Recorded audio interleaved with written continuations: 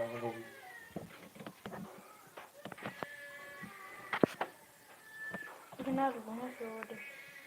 sita 21. Saa saba 21.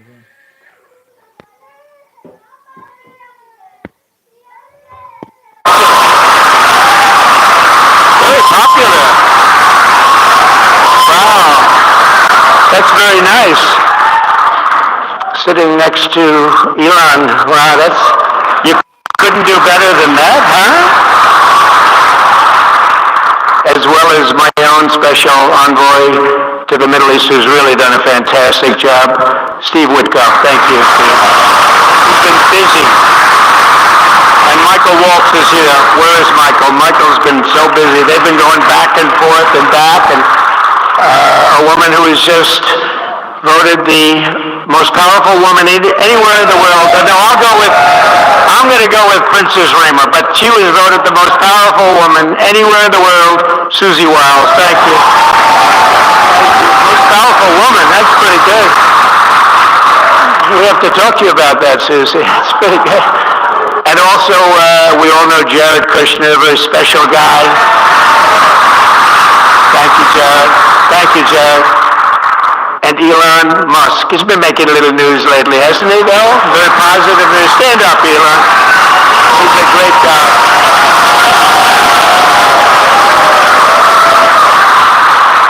We did a little show last night. I heard they got very good ratings, too, by the way. We did. Hannity. Sean Hannity is fantastic, a fantastic man, a fantastic guy, and he did a show, and it was great being on the show with you last night. I come today with a simple message for business leaders from all across the nation and all around the world. If you want to build the future, push boundaries, unleash breakthroughs, transform industries, and make a fortune, because you want to make a fortune. Most of you have already made a fortune. I don't want to say that. There's no better place on earth than the current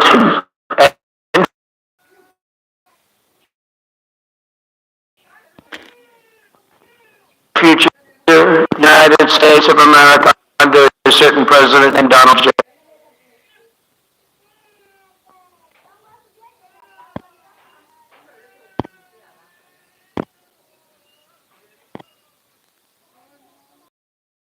And the current and future United States of America under a certain president named Donald J. Trump. I think that's going to do very well. They're saying that November 5th, Election Day, 2024 will go down as one of the most important days in the history of our country. They said in 129 years, the most consequential election. I don't know if they're right about that or not, but it sounds good. I wanted to see if I could get a couple of more years tacked on, but I figured the fight wasn't really worth it. 129 is a lot. And as of January 20th, 2025, the dark days of high taxes, crushing regulations, rampant inflation, flagrant corruption, government weaponization, I know about weaponization, and total incompetence will be gone forever. They'll be gone forever. Because the United States is back and open for business, and the golden age of America has officially begun. You see it happening. Since my election, America's economic engines have come roaring back to life in just a very short period of time. Think of it, from November 5th, the progress that's been made has been amazing.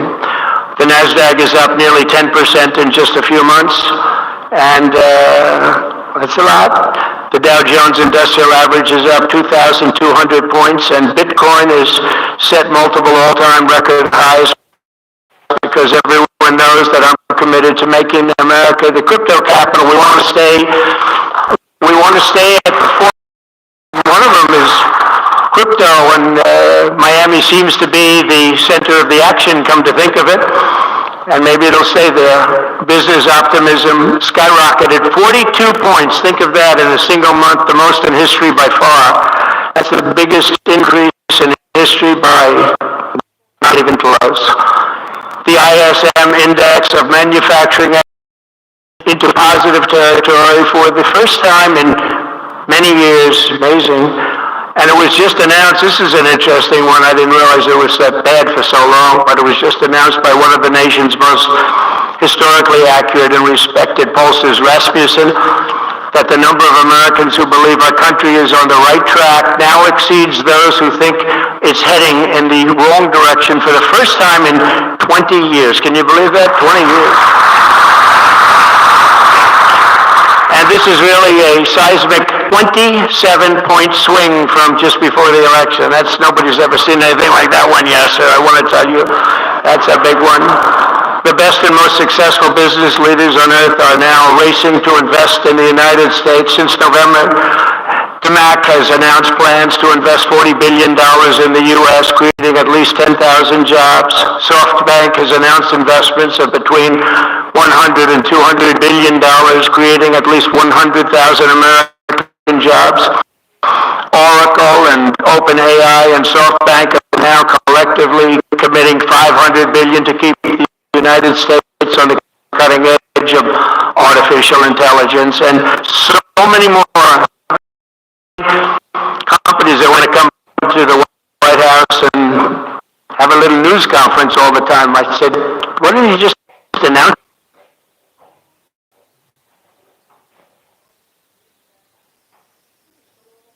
How about earning cash while you listen with daily and weekly just by listening? Artists, upload your tracks and get paid. Content creators, cash in on photos and videos.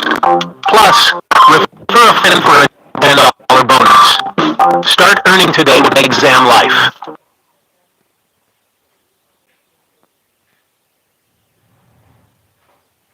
Hey everyone, let me tell you about Nemo Money, a game-changing stock trading app that makes investing simple and accessible. Whether you're new to investing or not confident in the investing decisions you're making, Nemo Money has everything you need to start trading smartly. What I love is the intuitive design. You can browse stocks, track market trends, and set watch lists with ease. Plus, it offers real-time data, AI-driven insights, and analyst ratings like buy or strong buy, so you can make informed decisions on the go. And the best part, investing with Nemo Money is commission-free, so more of your money goes straight into your investments. I made my first trade with Nemo Money and it was so easy. And if I can do it, so can you. Download the app today and start building your financial future.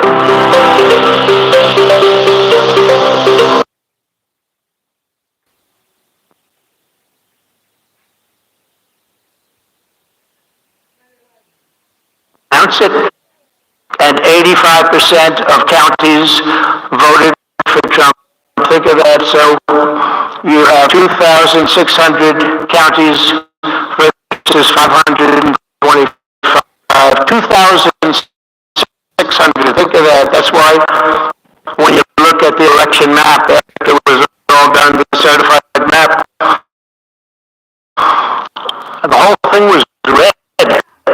2,600 versus 500. It's a big, nobody's seen anything like it actually. So as a result of this very historic victory, investors from all over the planet once again have confidence in America's future and respect for America's leaders. And it's about time we get a little respect. The last administration was the worst and most incompetent in the history of our country, but we are moving quickly to fix every single disaster Joe Biden created and make America stronger and more prosperous than ever before.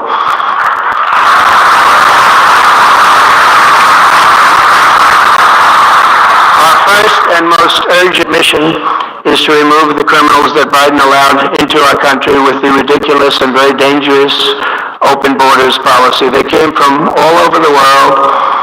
They came from prisons and jails. They came from mental institutions and insane asylums. They were gang members. They were drug lords. They came from all over, and they were allowed to come into our country. And we're getting them out in record levels, just like they came in record levels. I want to thank Tom Homan and Christie, who was she's doing a fantastic job, Governor of South Dakota, and Tom Homan, and they are doing a fantastic job. And The results are incredible. And every country is taking them back. They're sending their criminals to us, and they're all taking them back. We had a little problem with a couple of them that ended very quickly. And because some said, we don't really want MS-13 back in our country. But I said, congratulations, you're taking them back. And they took them back. And by the way, Europe and other places ought to start also doing that. They better start looking at immigration because it's really hurting Europe very, very badly. And they better get smart and they better get tough before it's too late. We're also working to end the highest inflation in our country's history, all caused because they played with our energy policy and wasted money on the Green New Scam and other things such as that. And they wasted monies at never seen before levels. If Joe Biden had simply held federal spending at the we had in 2019, we would have virtually no inflation. We're trying to balance the budget immediately, and because of the tariff income, which is really, it's already turned out to be amazing, actually. It's really meant more for bringing countries and companies into our country, but it's the numbers are rather staggering because we're the big piggy bank that everybody wants to be, and they can play games and they can say, well, there'll be retribution and, equal this and that, but they can't be equal. The last 4 years, that wouldn't sing it, but all of these things could happen. We hope to balance our budget, so I don't want to promise it because if I do and we come about $10 short, the fake news media back there would say, we have breaking news. He did not make it. He did not make it. But we'll get it done very soon. It might not be this year, but it could be this year. Actually, we have a chance of getting it even this year, which people would be shocked at because they were talking about 10 years, 15 years, 20 years from now. When I took office last month, we inherited the consequences of inflation. That was more than 4 times what it was when I left 4 years ago. Think of that. I left, it was at 1.4%. And the annual government spending over $1.5 trillion more than projected in 2020 alone. 1.5 trillion. But under the Trump administration, all of that is changing faster and more dramatically than anyone ever thought possible. They didn't think it was possible to do what we've done in just a very short period of time. We've accomplished more in 4 weeks than most administrations accomplish in 4 years. On my first day in office, I imposed an immediate federal hiring freeze, a federal regulation freeze, and a foreign aid freeze. I signed an order creating the Department of Government Efficiency and put a man named Elon Musk in charge. Thank you, Elon, for doing it.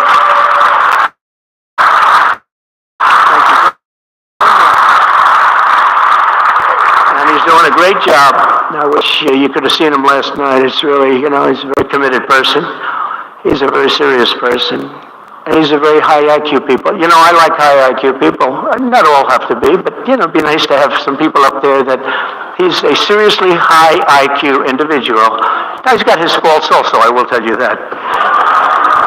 But not too many of them, which is now really waging war on government waste, fraud, and abuse, and they're curbing inflation and saving taxpayers billions and billions of dollars every single day. And there's even under consideration a new concept where we give 20% of the DOGE savings to American citizens and 20% goes to paying down debt because the numbers are incredible, Elon. So many billions of dollars, billions, hundreds of billions, and we're thinking about giving 20% back to the American citizens and 20% down to pay back debt and pay down debt, which is, if you look at value, if it were a real estate balance sheet, the debt is tiny, but we still want to pay it down. Doesn't matter.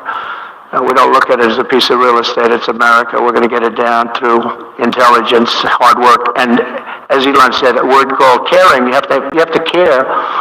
By doing this, Americans will tell us where there's waste. They'll be reporting it themselves. They participate in the process of saving money. So many of the men and women in this room, as an example, they pay tremendous amounts of taxes. And here are just a few examples of where your money was going before I came along. These are just some of the, just taken at random. Oh, there are much worse examples than this. I was just looking at them before the speech, and I can tell you they were much worse. And there are some that are horrible, but I don't want to really say them because they're very, very embarrassing to people. Very, very embarrassing. And they're really something, but you'll be seeing them. $2 million for sex change operations in Guatemala, $20 million for Sesame Street performances in Iraq. $20 million, that's a lot of money.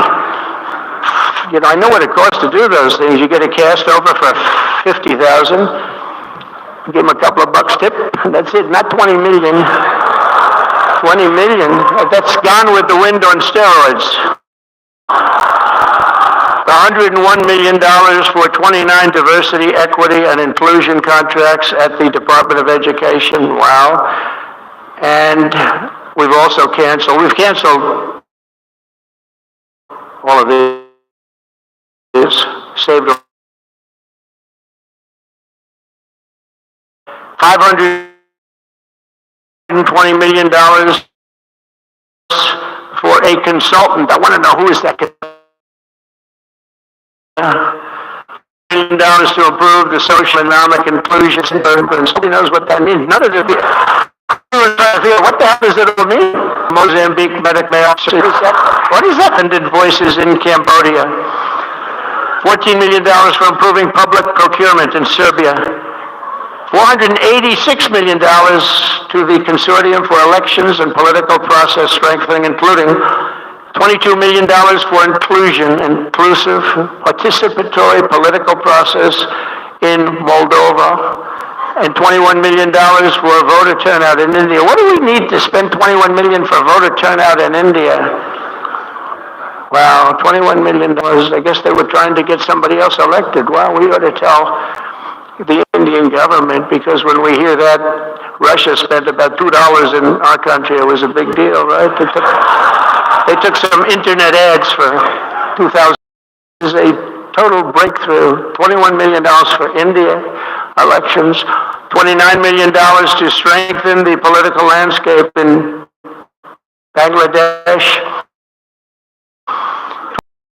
Fiscal federalism, and $19 million for biodiversity conversion in Nepal.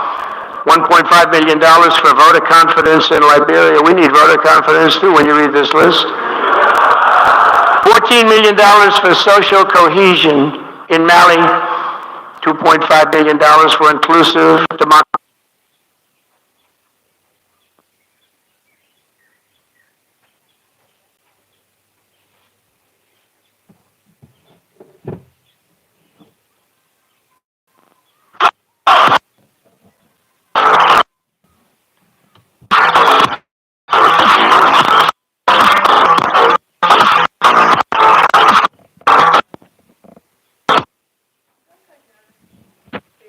Wow.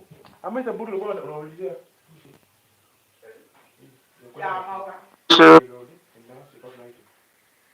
Not nearly as bad as others, and some are just, I just don't want to say them because they're too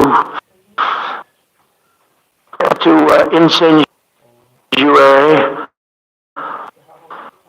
also finding tremendous abuse, waste, and fraud in Social Security. Social Security is what's happening there is going to be one of the great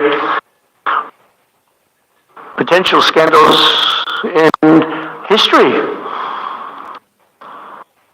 On the program, there are over 4.7 million Social Security numbers for people from 100 years old to 109. Think of that. Now, over 100, there aren't a lot of people that